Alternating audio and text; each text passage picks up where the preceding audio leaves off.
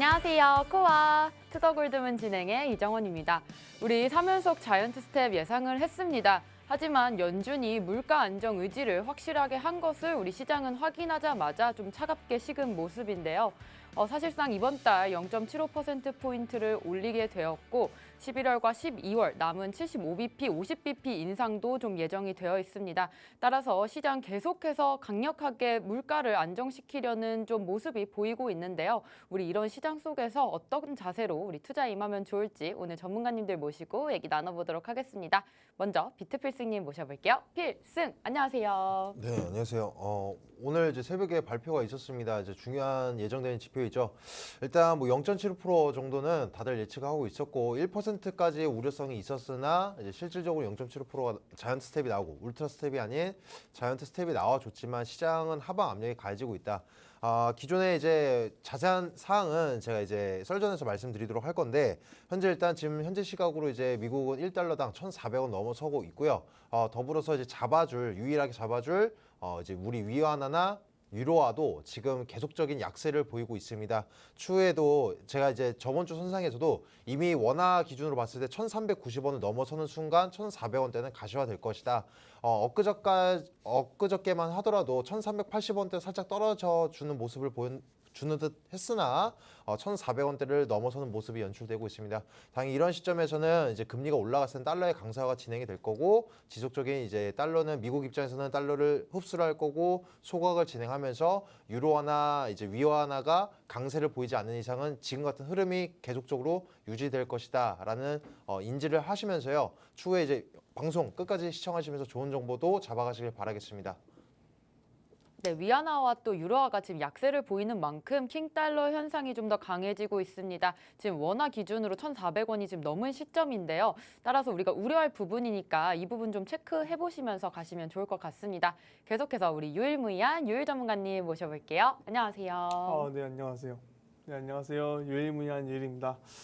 일단 아까 빌튼필스님 말처럼 오늘 새벽에 FOMC 발표가 됐습니다.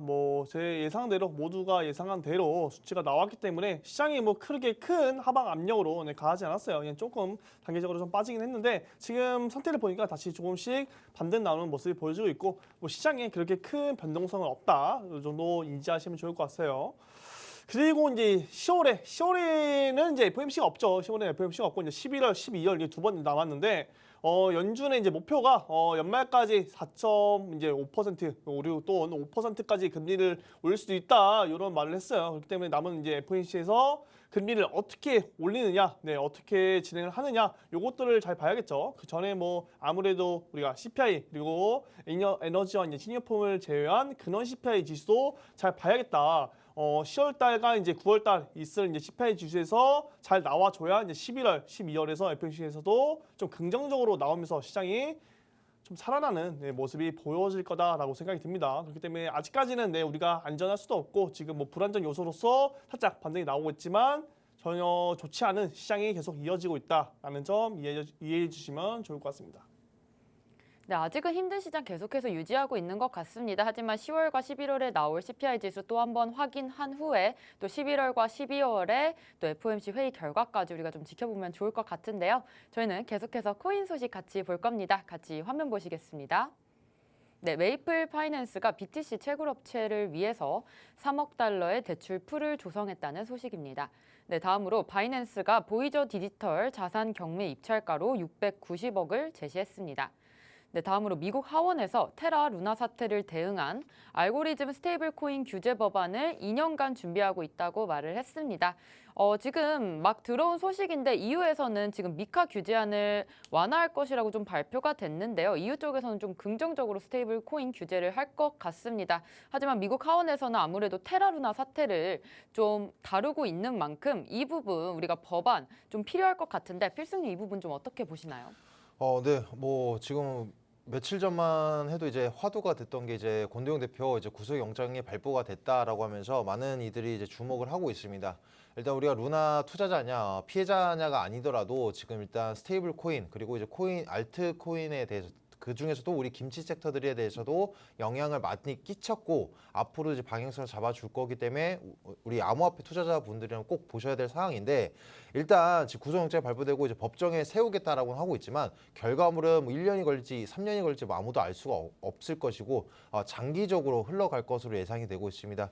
일단 아직까지 우리나라에서는 가상자산 법안에 대해서 확실한 어떤 규제가 없다 보니까 자산으로서 일단 분류가 되지 못한 상황에서 우리가 유사수신이나 뭐 기망행위, 뭐 사기행위로서는 입힐 수 있더라도 일단 증권으로 분류가 되지 않았기 때문에 조금 처벌이 지금 애매모호한 상황이기 때문에 이번 미국의 입장을 봤을 때 이것도 이제 좋은 기준점으로 잡아줄 수 있을 거라 확인이 되고 암호화폐 투자자들에 위한 이제 보호법에 조금 만들어질 어떤 기초적인 부분이 나오지 않을까 예상이 되고 있습니다.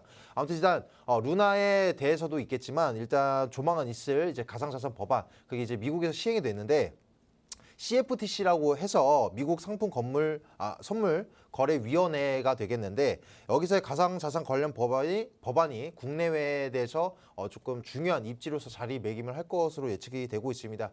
최근에 이제 빗썸을 보면은 빗썸 같은 경우에서는 최근 SEC가 다수의 가상자산을 증권으로 분류를 하겠다라는 것은 SEC 자신들의 권위를 남용하는 부분이다라고 얘기를 하고 있으면서 CFTC 같은 경우에 있어서는 가상자산이 상품거래법에 이제 근간으로서 이제 규제를 진행이 돼야 된다라고 말하는 것처럼 이번 CFTC의 가상자산 관련된 법안을 눈여겨 보셔야 되고 뭐 12월쯤을 예상을 하고 있는데 이 부분이 아마 루나 권도영 대표에 대한 처벌에 대한 규제로서의 이제 중요한 지표이지 않을까라고 예측이 되고 있다라고 말씀드리도록 하겠습니다. 네, 마지막 소식 같이 보시겠습니다. 네, 비트코인 숏펀드에 1억 8천만 달러가 모였다고 전했습니다. 지금 하락에 베팅하는 분들이 많으신 것 같은데 유일님 지금 시장 좀 어떻게 보시나요? 유일님은 어디 쪽에 베팅하고 있으실까요? 아무래도 저 시장이 전반적으로 봤을 때는 전반적으로 안 좋은 시장에서는 반드시 이렇게 비트코인이 내려간다에 베팅하는 세력들이 많아지고 올라갈 때 한참 불장일 때는 올라간다에 포지션을 이제 걸어두는 사람들이 굉장히 많으세요. 이거는 뭐 당연히 있는 일이고 지금 이제 거시적인 상황만 봐더라도 계속 지속적으로 금리 인상하고 양적 긴축 진행되고 있고 이제 고용 지표도 조금씩 흔들리고 있고 물가는 안 잡히고 계속 안 좋은 이렇게 경제 지표만 나오다 보니까 사람들의 심리가 당연히 지금 당에서 뭐 올라가겠네, 뭐 올라갈 거야 이렇게 뭐 나중에 어차피 올라갈 거야 이렇게 말씀도 하지만 단기적으로 봤을 때는 조금 더 빠질 확률이 굉장히 더 크겠죠. 크니까 이제 아무래도 비트코인과 이더리움 이런 큰 자산에서 자금이 빠져나와서 비트코인 숏펀드 쪽으로 몰리고 있는 상황이 보여지고 있다. 이거는 뭐 당연한 현상이고 뭐 누구도 탓할 게 없습니다. 지금 상황이 현재 이럴 수밖에 없고 당연히 지금 뭐 코인이 물려 계신 분들도 많겠지만 그런 분들은 지금 뭐 당장이라도 빨리 올라갔으면 좋겠다, 불장 언제 오냐, 빨리 시장이 좋았었으면 좋겠다라고 하지만 단기적으로 봤을 때 이 상황을 냉정하게 바라본다면 단기적으로는 한 번에 좋아질 수 없다는 것을 인지하시고 조금 더 긴 싸움이 되겠다라는 걸 인지하시면은 조금 더 여유롭게 우리가 투자할 수 있으니까 뭐 지금 비트코인 숏펀드로 몰린다, 금리 올려갖고 이거 뭐 대폭락하는 거 아니야? 요런 건 아니니까 여러분들 너무 걱정하지 마시고 시장 항상 냉정하고 여유롭게 바라보시면 좋을 것 같습니다. 네, 시장에 계속해서 호재와 또 이슈들 어떤 게 있는지 저희 투더골드문과 함께 하시면서 체크해 보시면 좋을 것 같습니다. 저희는 썰전 코너 이어갈 텐데요. 오늘 FOMC 회의 발표로 또 금리 인상이 되니까 또 직후의 시장 방향성에 대해서 오늘 얘기 나눠보도록 하겠습니다. 0.75%포인트 정말 예상이 적중했고 시장은 다 알고 있었습니다. 하지만 조금 미증시 빠지면서 비트코인도 18.3K 터치했다가 지금 18.4K 횡보하고 있는 중인데요. 필승님 지금 이 시장 좀 어떻게 보십니까? 네, 오늘 뭐 FOMC 이제 금리 인상 발표 인해서 이제 시나리오까지도 설명을 드리도록 하겠습니다. 단기적인 방향 그리고 중장기적인 방향까지 설명드릴 건데 일단 인플레이션이 지속적으로 지수상으로는 이제 잡아주고는 있지만 우리들이 예측했을 때 또 제가 여러 번 설명드렸을 때 제롬 파월 입장에서는 마지막 자이언트 스텝일 것이다. 다들 그렇게 예측을 했습니다. 사실 0.75%나 1%냐 중요한 게 아니고 동반되는 이제 매파적인 발언이 예상이 되는데 이 매파적인 발언에서 어떠한 언변들이 나와줄지가 이제 가격적으로 단기적으로 시장을 방향을 쥐어잡을 것이다라고 설명을 드렸습니다. 일단 0.7% 우리 예상대로 나왔고 이미 시장은 선반영이 되었던 만큼 수치상으로만 0.75% 나오면 오히려 반등이 나와줄 수 있겠지만 매파적인 발언이 중요하다고 했죠.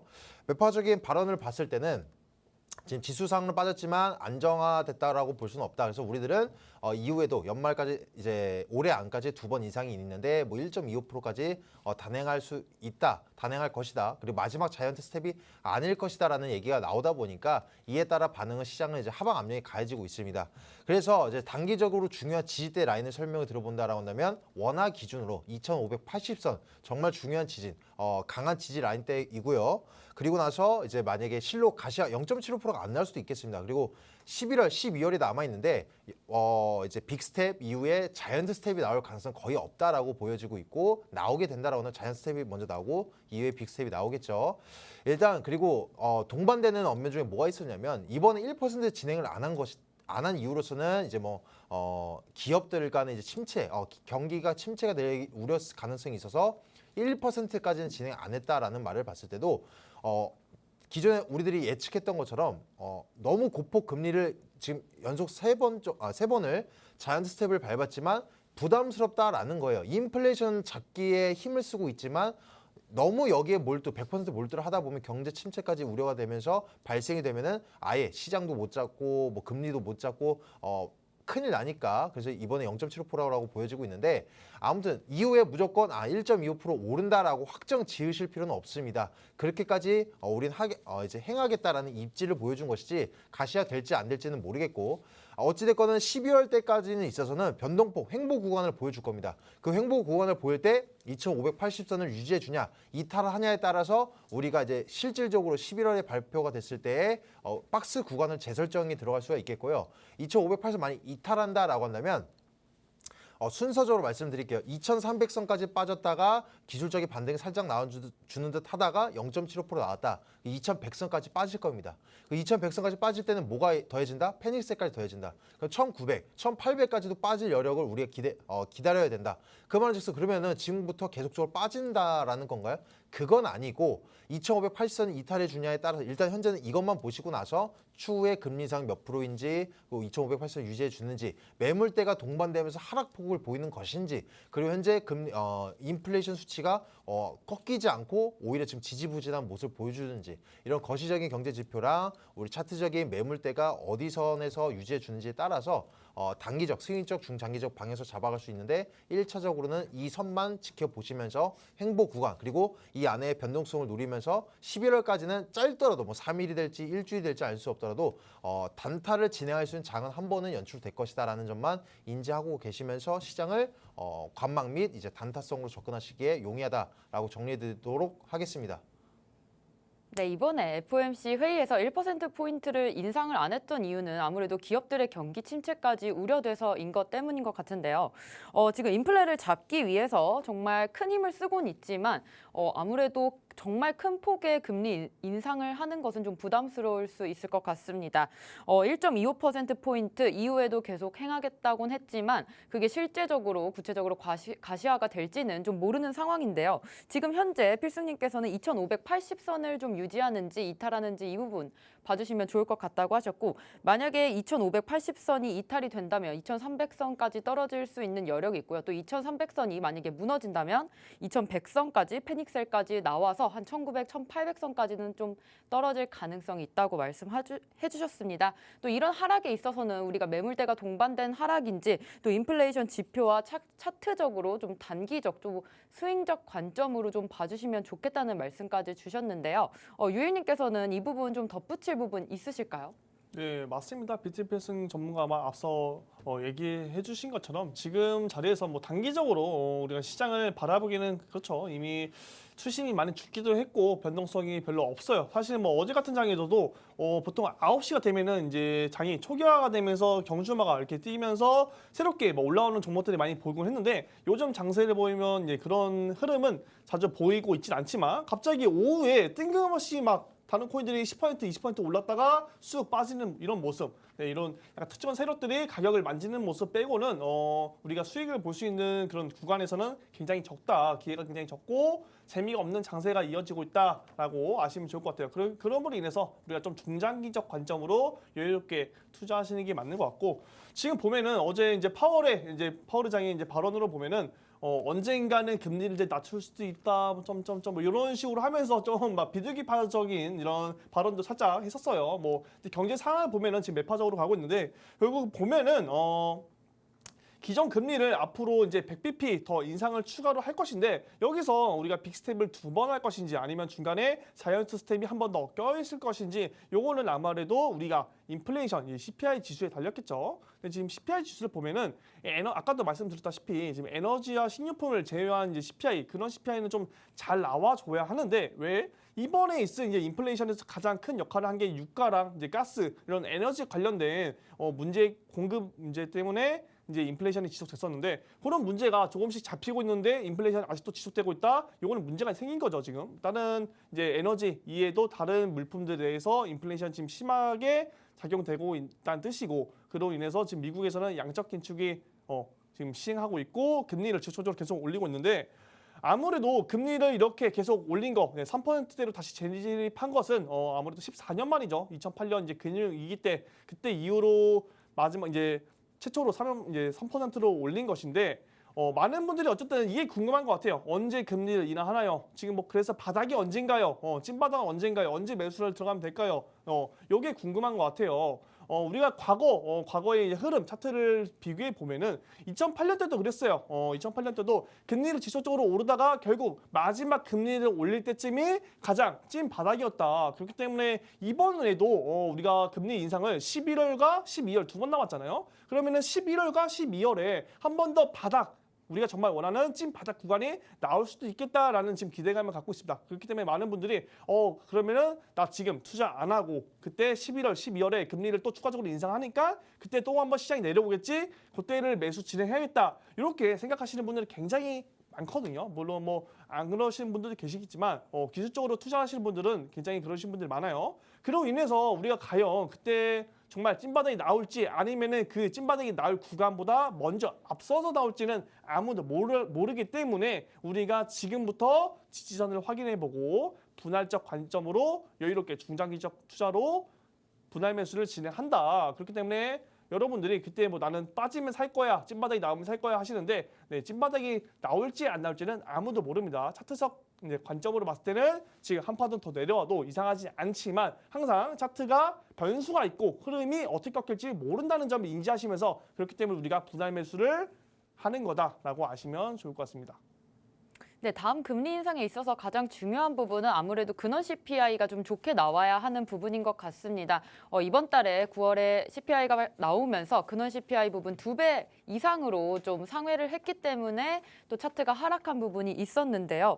어쨌든 우리 투자자분들이 가장 원하는 정보는 언제 우리가 매수를 해야 할까, 찐바닥은 언제일까인 것 같은데 2008년을 보자면 마지막 금리 인상을 했을 때가 좀 바닥이었다고 합니다. 따라서 그 부분과 똑같이 생각을 하셔서 이번 11월과 12월에 마지막 금리를 좀 크게 올릴 때 들어가시려는 분들 많으실 것 같은데 하지만 우리가 정확하게 언제가 바닥일지는 아무도 모르는 것 같습니다. 따라서 분할적 관점으로 분할 매수로 지금부터 좀 천천히 들어가시는 장이었으면 좋겠다는 말씀까지 주셨는데요.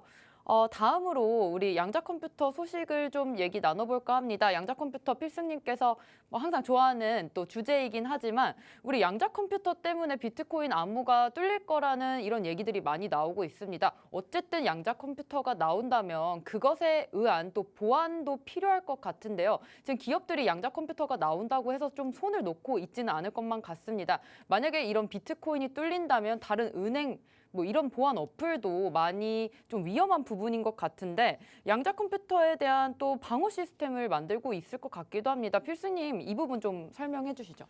네, 지금 뭐 기사를 보면은 비트코인이 위험하다. 양자 컴퓨터가 이제 지금 현재 개발 착수 진행 중이죠. 대표적인 미국이나 중국에서 진행을 하고 있고 지금 누가 선두주자인지 아무도 알 수가 없습니다. 어찌됐거나 우리가 암호화폐가 됐건 우리 뭐 주식 하신 분들도 마찬가지고 양자 컴퓨터랑 뭐 블록체인 그리고 뭐 디지털 화폐를 빼놓고 거시적인 경제를 볼 수는 없을 겁니다. 지금 당장에 있어서 우리가 우려할 부분은 아니지만 일단 오늘 기사 됐을 때 막 양자 컴퓨터 만들어지고 있는 거 들어보는 본 것 같은데 미국 사이버 보안국에서 비트코인 뚫릴 수 있다라고 하는데 현실적으로는 현재 시점으로는 불가능하다라고 일단 정리를 해드리도록 하겠고요. 그 말은 즉슨 향후에 발전이 양자 컴퓨터가 더욱더 이제 가속화되고 뭐 4년이 걸릴지 5년이 걸릴지 알 수 없더라도 이제 양자 컴퓨터가 개발이 되고 발전이 되면 비트코인도 뚫리는 것인가요? 뚫릴 수 있습니다. 지금 암호화폐 전문가가 이런 얘기하면은 암호화폐 시장 망가지는 것이 아닌가요? 안 좋은 얘기 아닌가요? 솔직하게 말씀을 드리는 겁니다. 근데 뭐가 중요하냐면 비트코인 암호화폐만 뚫리는 게 아니라 이게 뚫릴 정도의 양자 컴퓨터의 기술력이 발전되면 우리가 시중에 이용하고 있는 은행도 마찬가지로 무조건 오히려 더 쉽게 뚫릴 가능성이 있습니다. 그러니까 현재 이거에 대한 보안성은 없습니다.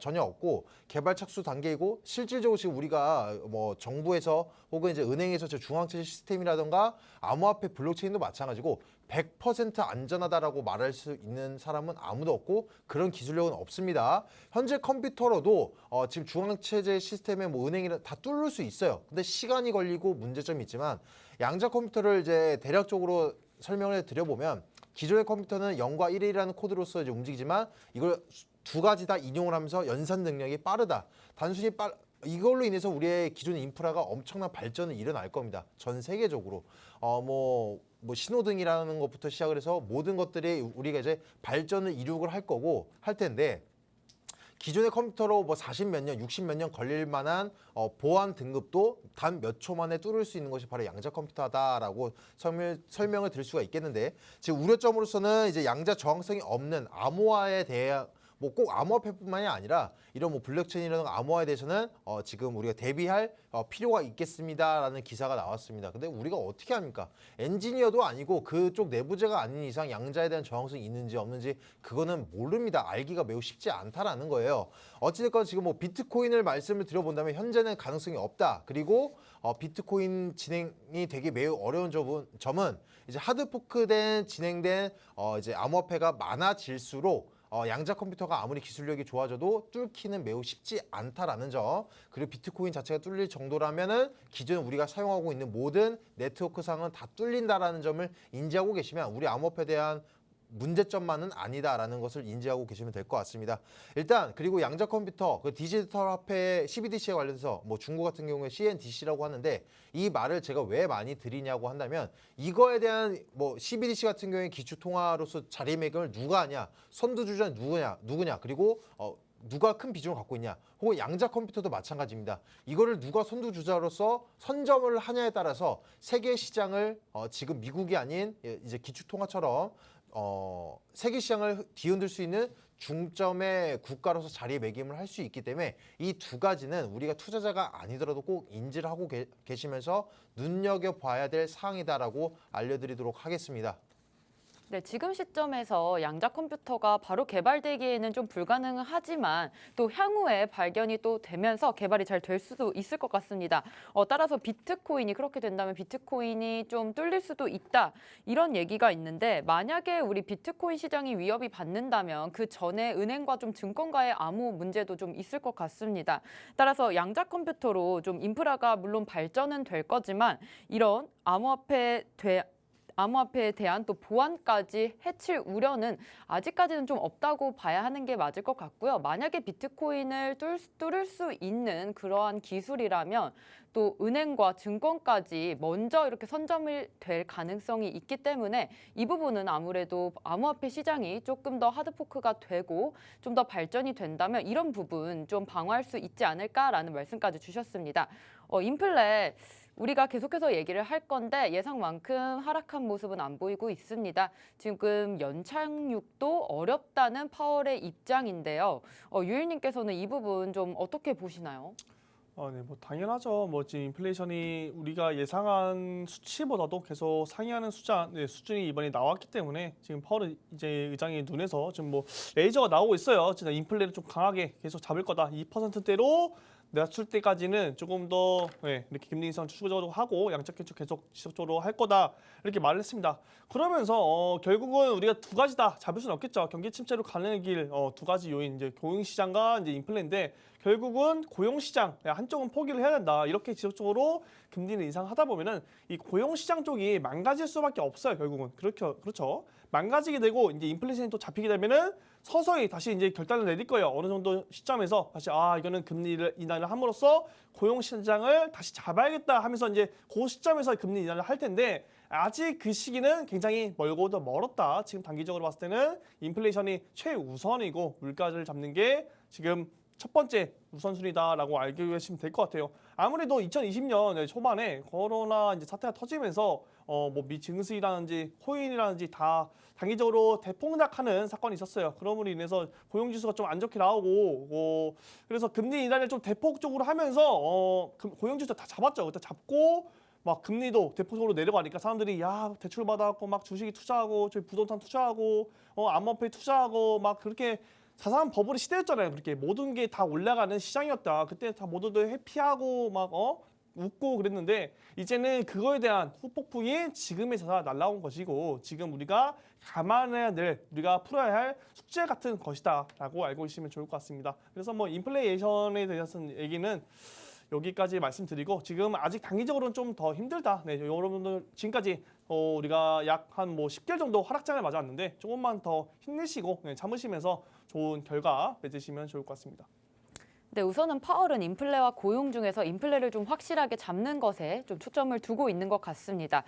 전 세계에서 또 이런 CBDC 도입에 좀 힘을 박차를 가하고 있다고 합니다. 이 부분 필승님 좀 설명해 주시죠.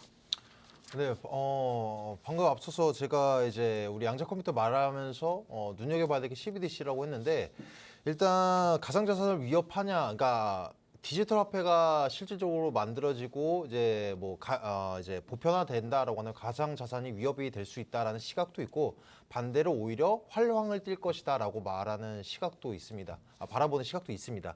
그런데 이걸 봤을 때는 저는 기존에 이제 우리 가상 자산 시장이 오히려 좋아질 것이다라고 누누이 말씀드렸어요. 물론 저희 개인적인 관점이고 중간에 어떠한 이제 언변들이 나오면서 주장들이 나오면서 시장이 어떻게 보일지 뭐 한 방향으로만 쭉 가지는 않겠죠, 당연히. 저는 이제 결과적으로는 수요가 급증할 것이다라고 생각을 하고 있는데 현재 일단 우리 CBDC의 발전성을 보겠습니다. 작년 같은 경우에 있어서는 이제 80% 이상의 세계 각국 중앙 은행들이 개발을 하겠다라고 입장을 표명했다라고 한다면 지금 90% 이상 우리나라도 마찬가지고 중국 같은 경우에서는 지금 보편화까지 단계까지 접하고 있는데 지금 일단 가장 빠른 것은 중국입니다. 중국은 이제 디지털 위안을 CNDC라고 하는데 이제 실험 지역을 신규로 3곳을 추가를 했다라고 해요. 그러니까 보편화의 진행 과정이겠죠. 더불어서 이제 유로 중앙은행 같은 경우에서는 내년 10월에 이제 디지털 유로를 발행을 할 경우에서는 이제 출시 시점이 2026년 예측이 된다라고 말을 하고 있습니다. 지금 우리나라도 손 놓고 있을 수는 없습니다. 물론 이제 중국처럼 미국처럼 선두주점이 되지 못한다라고 하더라도 발전이 안 되면 안 된다라는 거예요. 지금 우리가 화폐를 한다라고는 동전과 지폐를 떠올리겠지만 어느 순간 어느 시대의 선상에서 우리가 뭐 지금의 MZ세대라고 하는 것처럼 어느 세대가 다가오게 된다라고 한다면 이제 디지털 화폐 원저를 떠올리게 될 겁니다.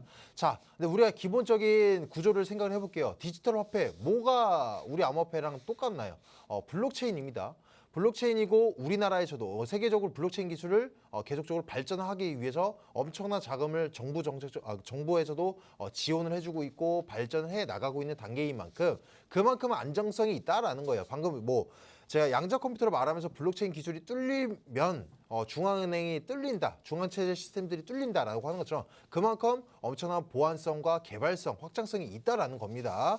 그런 시점에서 이제 우리 중국이 진행이 되고 하는 와중에서 블록체인 기술, 암호화폐 시장이 먼저 블록체인 기술을 인용을 했고 이 시장을 구축을 했는데 차이점은 단 하나, 중앙은행이 만들어낸 화폐이냐 아니면 이제 민간에서 찍어낸 암호화폐냐의 차이일 뿐 원천적인 기술점은 똑같다라는 겁니다. 그래서 암호화폐 시장을 배제를 하고 부정을 하고 디지털 화폐만 살아남는다? 이건 말이 안 된다라고 생각하고 있고요. 현재 관점에서도 알고리즘 기반의 스테이블 코인이 문제는 되고 있지만 이 문제점을 해결하고 나서 기존에 이제 달러와 연동되고 있는 이제 안정적인 스테이블 코인이 시장이 살아남는다라고 한다면 연결고리 지점으로서 스테이블 코인이 자리매김하고 이미 기존에 미국 어느 한 일부분에 주지만 그 주에서는 스테이블 코인을 이제 화폐로서 인정을 하고 있다라는 겁니다. 그리고 인해서 우리 암호화폐 시장도 이제 스테이블 코인 중간 다리 역할을 하니 암호화폐 시장에 대한 수요도나 보안성 그리고 이제 신뢰성이 높아지면서 지금보다 훨씬 더 많은 거래대금, 기업들의 거래대금도 동반되면서 활황을 띨 것이다라고 정리해드리도록 하겠습니다. 네, CBDC에 대한 개발이 좀 계속해서 진행이 되고 있는데 중앙은행이 만드느냐 결국 민간에서 발행하느냐의 차이겠지만 어떻게 보면 원천적인 기술은 같은 거라고 좀 생각을 하시면 될 것 같습니다. CBDC가 개발이 된다고 해서 우리 암호화폐 시장이 죽는 게 아니고 CBDC가 개발이 되려면 암호화폐 시장과 같이 상생해서 가야 된다는 점 이 부분 좀 유념하셨으면 좋겠고요. 마지막으로 우리 이더리움 머지 업데이트 업그레이드가 완료됐고 그 다음 서지가 기다리고 있습니다. 서지, 버지, 퍼지 또 스플러지까지 있다고 하는데 우리 서지 업데이트에서는 어떤 부분 좀 업데이트가 되는 걸까요, 유일님? 네. 일단 시간 관계상 좀 간단하게 말씀드리도록 할게요. 일단 머지 업데이트가 이제 확장성과 보안성에 대해서 업데이트를 했다고 아시면 될 것 같고요. 지금 업데이트가 완료된 것이 아니고 2.0으로 가기 위한 50% 이상 정도 업데이트가 완료된 것이고 머지 업데이트 이후에 이제 서지 업데이트가 있는데 이제 기간으로 보면은 2022년 말부터 2023년 초쯤에 업데이트를 진행한다고 합니다. 그때 업데이트 한번 진행하는데 이게 어떤 내용 관련해서 업데이트냐면은 이제 스테이킹 우리가 스테이킹 풀을 맡겼을 때 이제 스테이킹을 중간에 취소를 하고 다시 이제 원금을 받는 그런 시스템이 있어야 되는데 지금 이더리움 2.0 이제 스테이킹 같은 경우는 그런 시스템이 없어요. 없기 때문에 그런 거에 대한 이제 업데이트 뿐일 뿐 뭐 추가적으로 뭐가 좋아진거나 뭐 속도 면에서 빨라진다거나 이런 건 아니니까 이 정도 체크하시면 좋을 것 같습니다. 네, 오늘 이렇게 FOMC 금리 인상 직후 시장 방향성에 대해서 얘기 나눠봤습니다. 저희는 잠시 후에 코인스쿨로 돌아오겠습니다.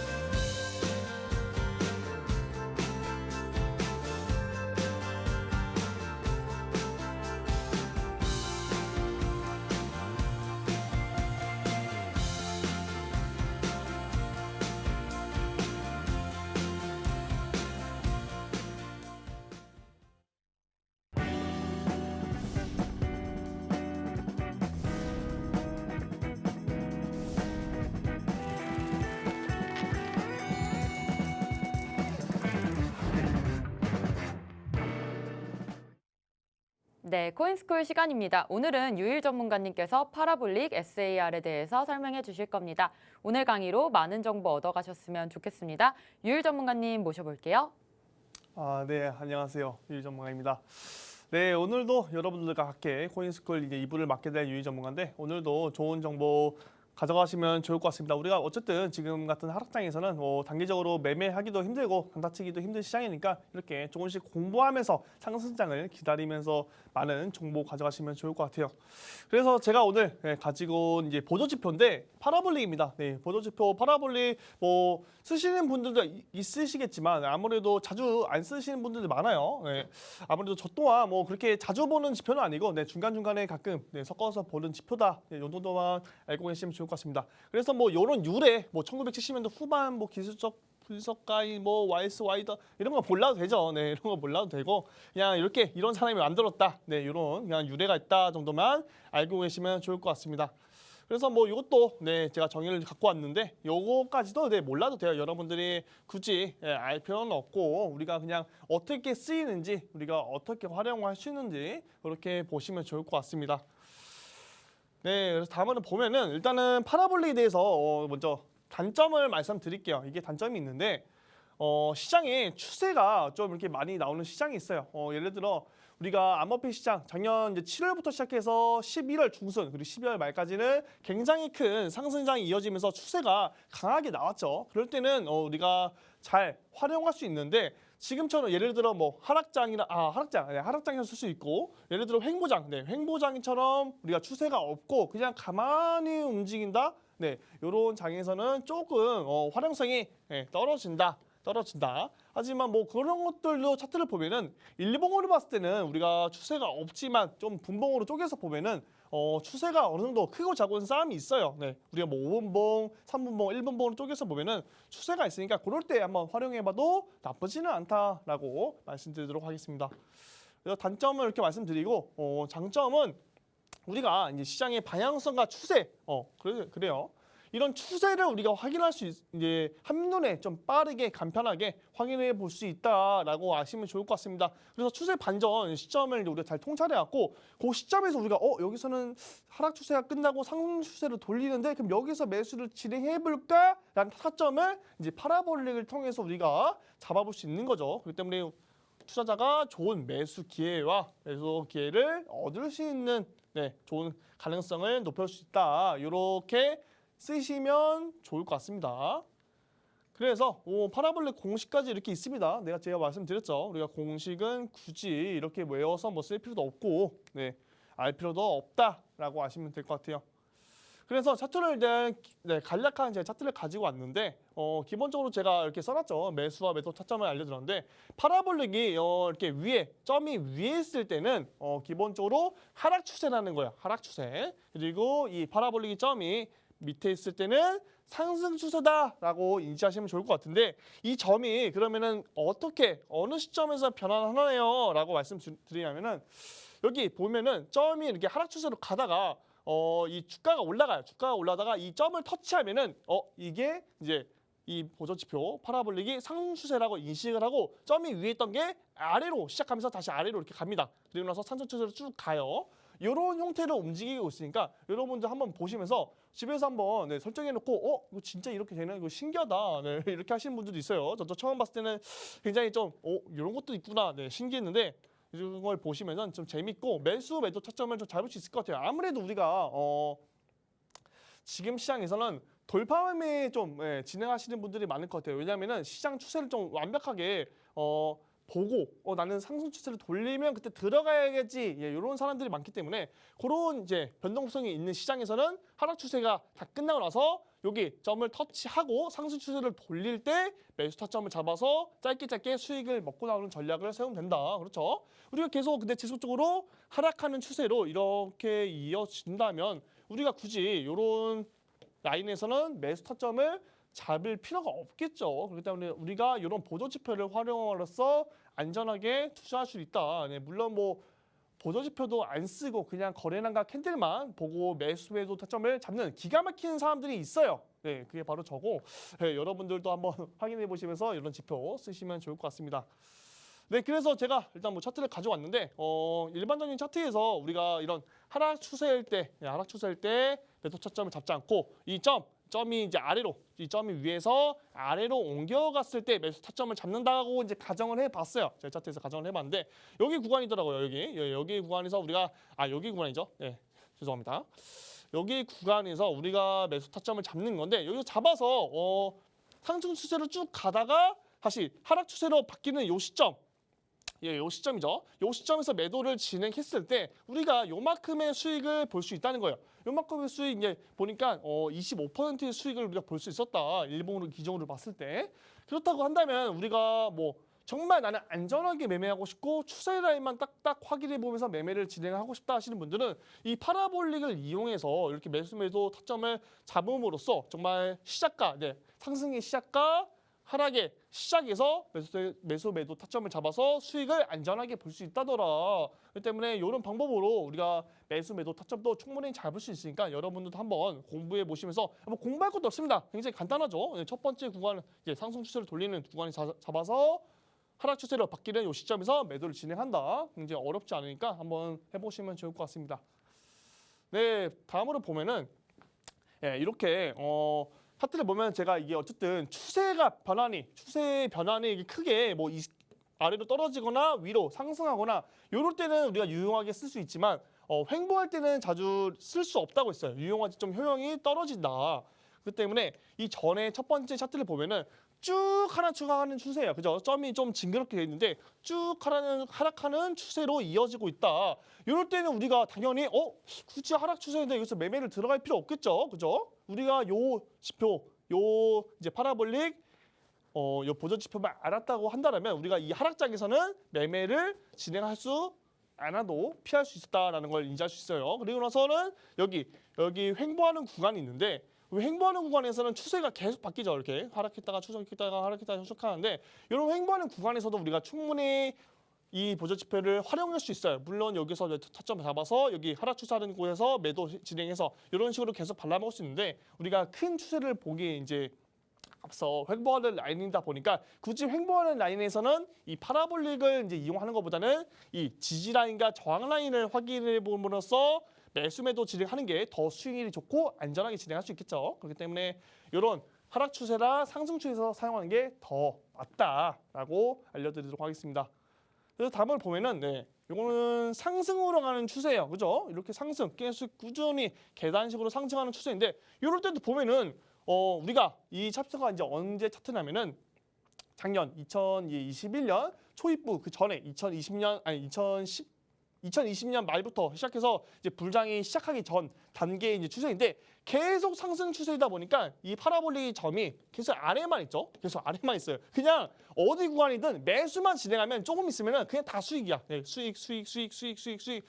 여기서 잠깐 하락 추세 보여주다가 그럼 이때는 어떻게 해요? 잠깐 피하면 되죠. 이것도 잠깐 피하고 다시 여기 상승으로 돌릴 때 다시 들어가서 수익.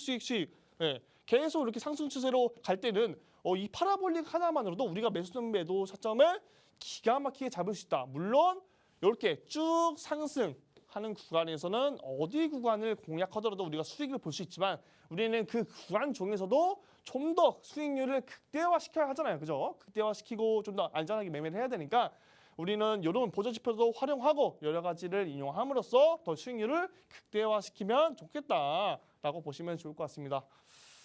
그래서 반대로 보면은 이건 또 하락하는 추세예요. 이것도 하락하는 추세인데 이때는 굳이 우리가 안전하게 매매하고 싶으신 분들은 계속 파라볼릭이 가다가 상승처럼 잠깐 돌리다가 다시 하락 추세로 계속 이어지는 와중에 굳이 매매를 진행할 필요 없다는 거예요. 왜? 나는 무서워. 이게 뭐 언제까지 하락할지도 모르고 하락 추세가 이렇게 계속 길게 가는데 이거 매매도 되는 거야? 라고 생각하시는 분들이 있어요.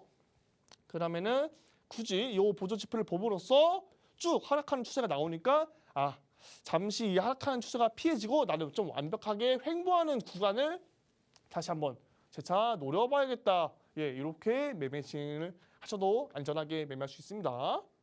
다시 상승 추세를 보면은 이거는 다른 차트입니다. 다른 차트인데 이것도 상승하는 추세에서는 계속 이렇게 진행하다가 상승하다가 이렇게 조정이 오는 구간이 있어요. 조정이 오는 구간에서는 잠시 또 파라볼릭 차트를 이용함으로써 매매를 잠깐 중지하다가 여기서까지는 다 수익을 꾸준히 보다가 여기선 중단 그리고 나서 다시 파라볼릭이 추세 전환하는 이 시점에서는 다시 매수 진행하면 수익을 볼 수 있고 다시 또 여기 하락하는 구간에서는 매매를 하지 않고 그 이후로 진행하면 우리가 정말 깔끔하게 매매를 추세를 여유롭게 수익적 관점으로 제가 봤을 때는 단기보다는 좀 수익적 관점으로 이용했을 때 가장 좋은 지표인 것 같아요. 그렇기 때문에 여러분들 너무 단기적으로만 쓰려고 하지 마시고 이거는 제가 일단 추천드리기에는 유일 전문가 추천드리기에는 아무래부터 최소 4시간 봉, 4시간 봉이나 일봉 그리고 주봉, 주봉까지 이렇게 4시간 일봉 주봉에서는 좀 쓰이기 유용하나 난 파라볼릭으로 그러면 추세를 보고 단타를 쳐야지 이걸로 막 5분봉, 3분봉으로 물론 써도 좋으나 굳이 좀 효율이 떨어진다. 효율이 좀 많이 떨어진다. 그렇기 때문에 이 분봉에서 쓰지 마시고 최소 4시간 일봉 주봉을 해서 좀 수익적 관점으로 크게 추세를 보고 큰 수익을 좀 드시면 좀 좋을 것 같습니다. 그래서 이것도 보면은 또 하락하는 추세예요. 여기 또 다른 차트인데 계속 하락하는 추세 나와요. 이렇게 이제 여기서 터치를 하나? 여기 부분을 보면은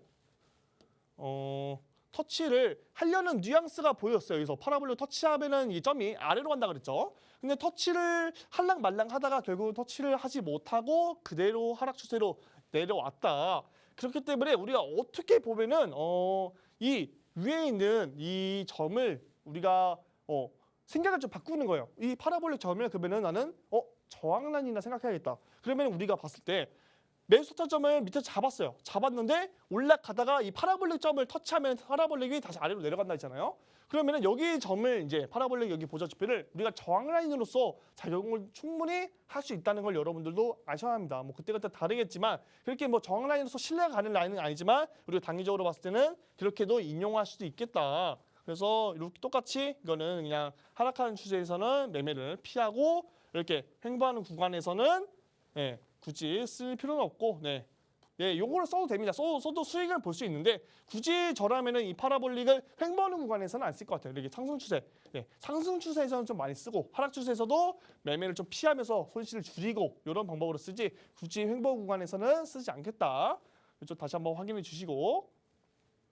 그래서 제가 또 한 번에 이제 여러 가지 어제 차트를 보면서 계속 차트를 보니까 뭔가 이거의 특징이 있었어요. 파라볼릭이 좀 특징이 있었다. 어떤 특징이 있냐면 이 이평선 보이시나요? 이 파란 색깔 이평선이 이제 7일선이에요. 제가 자주 쓰는 단기적 이동평균선 7일선인데 이 파라볼릭이 위에 이제 점과 이 아래 점과 봤을 때 이 가운데 사이에 이제 7일선이 좀 이 주가 캔들에 대해서 좀 정갈하게 잘 따라 붙더라. 이 7일선 이 기준으로 이게 봤을 때 7일선을 올라탔을 때가 보통 상승 추세로 잘 가고 이 7일선을 올라타지 못하고 뚫렸을 때가 하락 추세로 좀 잘 가더라. 요 점을 좀 같이 인용하시면은 이 파라볼릭과 이동평균선 단기적으로 7일선을 이용했을 때 좀 더 세밀하고 완벽하게 우리가 매매를 진행할 수 있을 것 같아요. 그렇기 때문에 여러분들도 한번 이 7일선 한번 설정해 보시고 나는 7일선 올라탔을 때 같이 파라볼릭도 안에 있네? 그럼 같이 여기서 매수 이동평균선과 이 파라볼릭 같이 인용해서 그리고 이제 7일선 아래로 갔는데 이 파라볼릭도 위에 있어. 그러면은 여기서 매도를 하는 거죠. 여기서 매도를 진행하고 이런 식으로 같이 이제 콜라보로 이제 이동평균선과 7일선과 파라볼릭을 함께해서 인용할 수 있다. 근데 나는 유 전문가님 난 7일선 안 쓰고 나는 5일평 난 5일선 쓰는데요. 마음대로 하세요. 저는 7일선을 쓰고 여러분들은 5일선 쓸 수 있으니까 뭐 5일선을 쓰든 7일선을 쓰든 자기한테 맞는 지표를 쓰면 된다라고 아시면 좋을 것 같습니다. 그래서 이것도 제가 이제 7일선 봤는데 7일선과 이제 같이 왔을 때 7일선 올라탔을 때 같이 파라볼릭이 아래 있네. 그럼 여기서 매수 타점 잡고 여기 뚫렸죠. 뚫렸는데 파라볼릭 위에 있어. 그러면 여기서 매도. 그러면은 요만큼의 수익 우리가 볼 수 있고 그리고 다른 여기는 하락 추세니까 여기서도 뭐 매매 들어갈 게 없겠죠. 그리고 따로 갔을 때 여기서 7일선 올라탔을 때 요 시점이겠죠. 파라볼릭 아래 있네. 여기서 매수 쭉 따라 올라가다가 7일선 아래 뚫리고 파라볼릭 위에 있죠. 그럼 여기서는 매도. 그러면은 이만큼을 우리가 수익적 관점으로 수익을 볼 수 있는 거예요. 요만큼 수익. 뭐 얼마 안 돼 보이죠? 자료 대법에는 40%, 50% 넘는 수익이에요. 어마어마한 수익이니까 여러분도 한번 따라해 보시면 좋을 것 같습니다. 이렇게 7일선과 이제 파라볼릭을 같이 이용해서 매매를 투자하시면 참 깔끔하게 투자를 할 수 있다. 알아주시면 좋을 것 같습니다. 이것도 마찬가지로 좀 확대해서 7일선과 우리 파라볼릭을 이용해서 우리가 투자할 수 있는 방법. 이거는 뭐 쭉 상승 추세이기 때문에 편하죠. 7일선도 올라타 있겠다.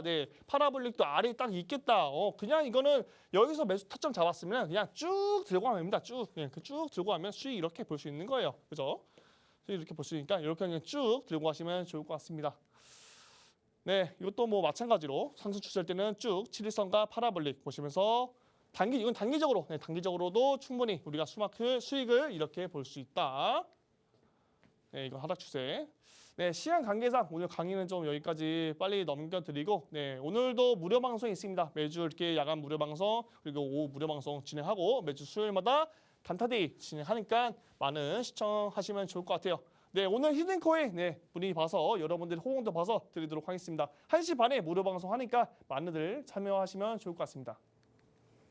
오늘 이렇게 파라볼릭 SAR에 대해서 알아봤습니다. 오늘 배우신 부분들 정리하면서 투자에 어떻게 도움이 될 수 있을지 생각해 보시면 좋을 것 같습니다. 좀 더 자세한 매매 방법과 또 차트 분석 저희가 오후 1시 반부터 이어갈 겁니다. 갈 건데요. 오후 1시 반에 무료 방송으로 진행하고 있습니다. 함께 하실 수 있는 방법 안내해 드리겠습니다. 먼저 컴퓨터로 들어오실 분들은 박스경제TV 홈페이지에 들어오셔서 좌측 하단 보시면 투더골드문 배너가 있습니다. 배너를 클릭하시면 바로 전문가님들의 실시간 무료 방송을 함께 하실 수가 있고요. 또 핸드폰으로 함께하고 싶다라고 하시는 분들은 여러분들께서 매일 사용하시는 녹색 창에 투더골드문 검색하셔서 상단 링크 통해서 들어오시면 됩니다.